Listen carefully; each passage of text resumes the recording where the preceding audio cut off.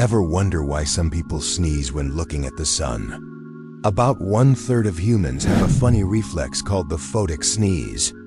When they step into bright sunlight, the sudden light makes them sneeze uncontrollably. Scientists think this happens because the optic nerve and the sneeze reflex are close neighbors in the brain, causing a mix-up in signals.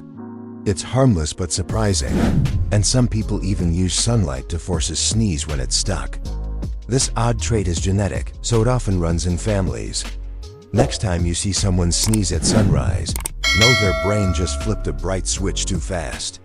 Nature's little tricks make life amusing every day.